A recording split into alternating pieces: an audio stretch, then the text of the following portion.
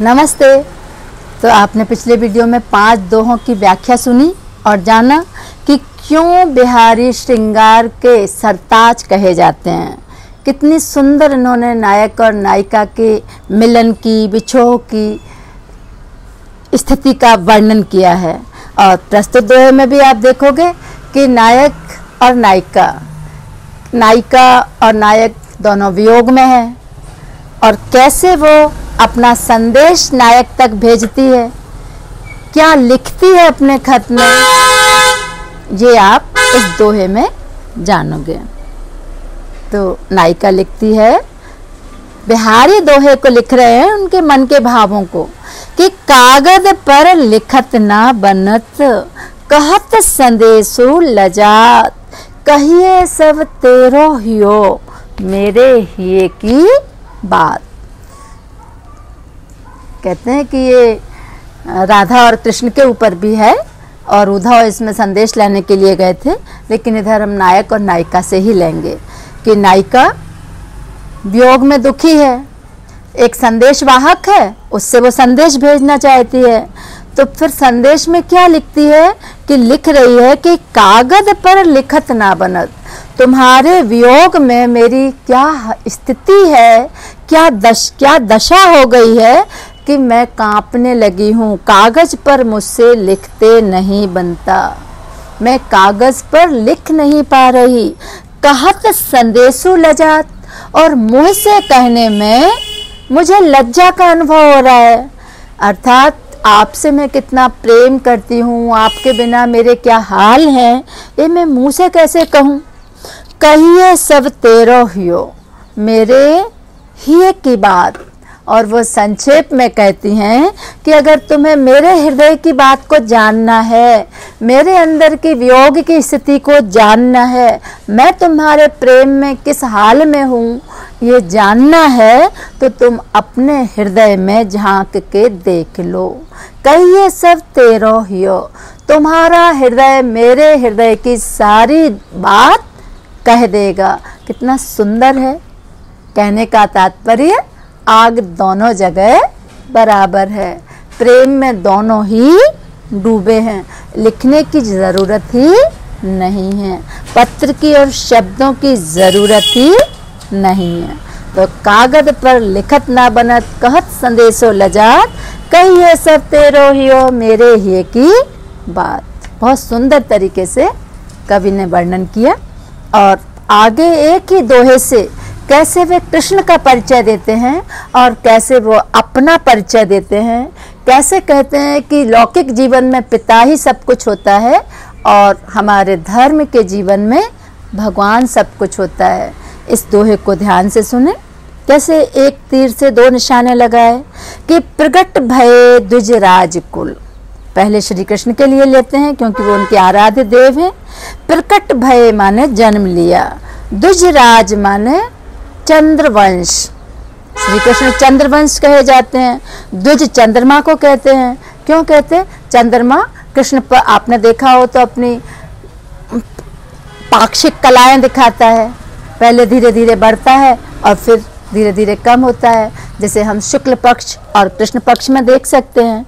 तो कवि कहता है कि चंद्रवंश में जिन्होंने जन्म लिया, सुबस बसे ब्रज आई। सु माने स्वयं की, बस माने इच्छा, स्वयं की इच्छा से जो ब्रज प्रदेश में आकर रहने लगे। हम जानते हैं कि बड़े होने पर वो मथुरा आ गए थे, है ना। मेरे हरो कलेश सब, हे मेरे आराध्य श्री कृष्ण दे मेरे सारे कलेश माने पापों को, क्लेश दुखों को, संतापों को दूर कर दो।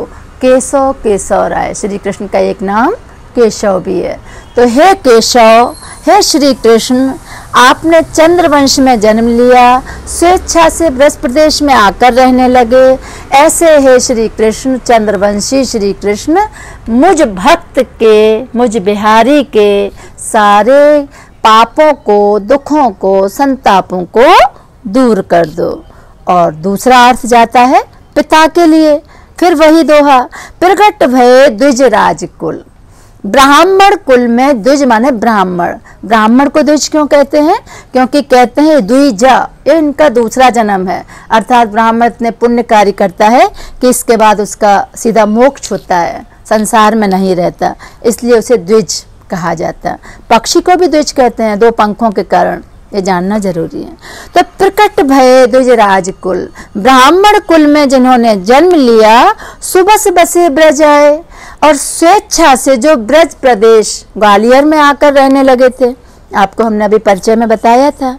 मेरे हरो कलेश सब, हे बिहारी को जन्म देने वाले मेरे पिता केशव राय। एक संयोग है कि कृष्ण को भी केशव कहते हैं, इनके पिता का नाम भी केशव था। तो हे केशव राय, हे मेरे पिता, मेरे सारे दुखों को, अपने संतान के दुखों को दूर कर दो।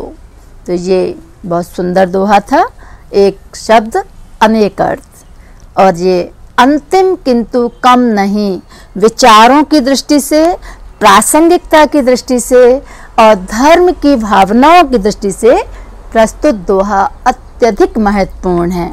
और इस दोहे में बिहारी के धर्म संबंधी विचारों को हम जानेंगे, और जाने के कबीर से कितने मिलते जुलते हैं। ये भी दिखावे को पसंद नहीं करते, कबीर भी दिखावे पर चोट करते हैं। तो इन्होंने लिखा है कि जप माला छापे तिलक, सरे न एकौ काम, मन कांचे नाचे वृथा, साचे राचे राम। बिहारी कवि कहते हैं कि जप माला, हाथ में जपने वाली माला लेकर राम राम राम राम करते रहना। छापे माने राम नाम के वस्त्र धारण कर लेना। तिलक माने बड़ा लंबा सा तिलक लगा लेना। सरे न एकौ काम, इससे कोई काम नहीं सरता, नहीं चलता, अर्थात इस दिखावे से, ऊपरी बदलाव से हमारा कल्याण नहीं होता, हम संसार सागर से पार नहीं पाते।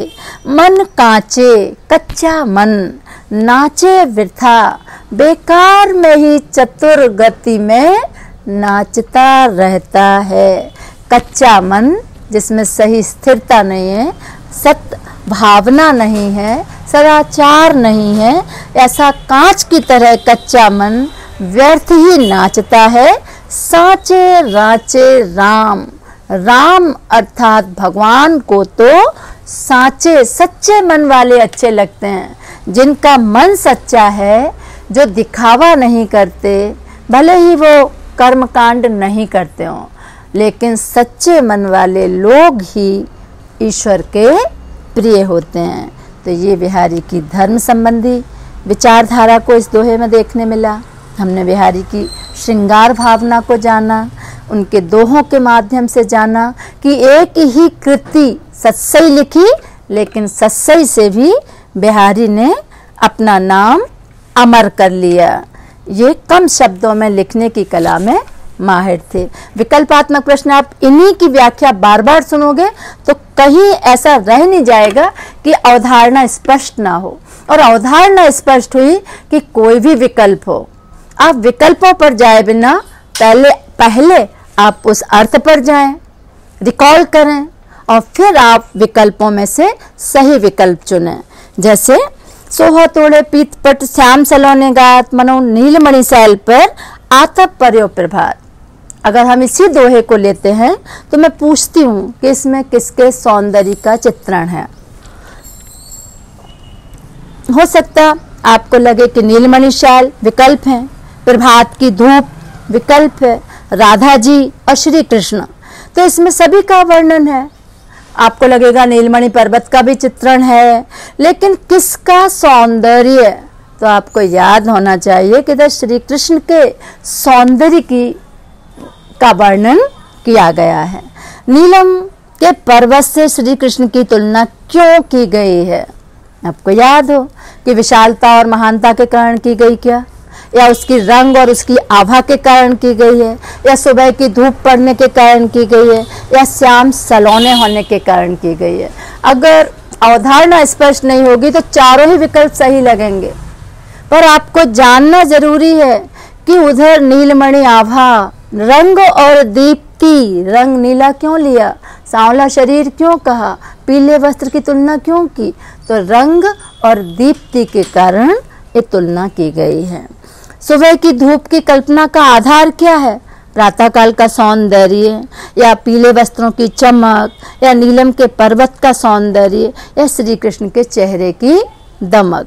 तो आपको पीले वस्त्रों की चमक, आपको अच्छी तरह अर्थ सुनना है विकल्पात्मक प्रश्नों तक पहुंचने के लिए। ईश्वर को कौन प्रिय है? अब बिहारी के आधार पर, क्या हाथ में जपमाला लेने वाला, क्या तपस्या करने वाला, क्या भक्ति करने वाला, या जो दिल से सच्चा है। आपको पता हो जो दिल से सच्चा है। जपमाला, छापा, तिलक क्या है? हिंदू होने की पहचान, धर्म के बाहरी चिन्ह, निरर्थक लक्षण या कच्चे मन का सहारा, सभी सही लगेंगे। लेकिन इधर सही क्या है? धर्म के बाहरी चिन्ह है, अंदर तो सत्यनिष्ठ होना जरूरी है। तो इस तरह आप अच्छी तरह विकल्पात्मक प्रश्नों की तैयारी कर सकते हैं ना। कठिन सा दोहा ले लें कि बैठ रही अति सघन बन, बैठ सघन तन माँ, देख दोपहरी जेठ की छाहों चाहत छाह। तो अत्यंत गहन वन में कौन बैठा है? नायिका बैठी है कि चांदनी बैठी है कि दोपहरी बैठी है कि छाया बैठी है? तो आपको अर्थ सुनोगे कि छाया छुपकर बैठ गई है, तो छाया उत्तर है। छाया पाने की इच्छा कब होती है? आपको देखना है। शीत ऋतु में इच्छा होती है कि सूरज उगने पर इच्छा होती है, कि वर्षा होने पर होती है, कि वन में आग लगने पर होती है, कि जेठ की भीषण गर्मी में होती है। तो जेठ की भीषण गर्मी में। बैठ सदन का क्या अर्थ है? इधर आपको शब्दार्थ का पता होना जरूरी है कि बैठ सदन माने आकाश में प्रवेश करना है क्या, या अपने घर में प्रवेश करना, या अपने घर से दूर जाना, या अपने घर को छोड़ना। तो आपको बैठ सदन माने अपने घर में प्रवेश करना। सदन शब्द का समानार्थक क्या नहीं है? अब इधर ध्यान से विकल्प देखना कि समानार्थक है पर आपकी नजर जाती है और नहीं, आप नहीं देखते हो और जानते हुए भी गलत कराते हो। तो इधर लिखा कौन सा शब्द समानार्थक नहीं है? विकल्प हैं गेह, निकेतन, सघन और आलय। तो आपको शब्दार्थ पता हो, पर्यायवाची शब्द पता हो।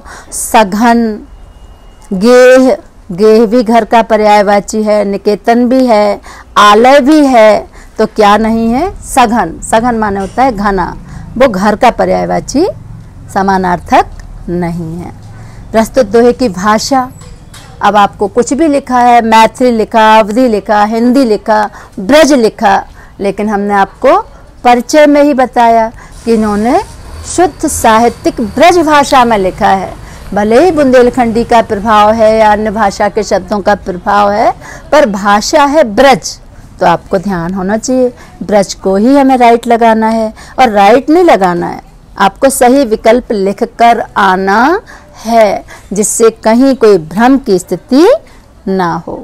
तो ये आप विकल्पात्मक प्रश्नों की तैयारी भी वीडियो को सुनकर कर सकते हैं। और फिर भी अगर आपको लगता है तो आप हमारे चैनल पर अपनी टिप्पणी लिखिए, अपनों को बताइए, सब्सक्राइब कीजिए और लाइक भी कीजिए, शेयर भी कीजिए। धन्यवाद।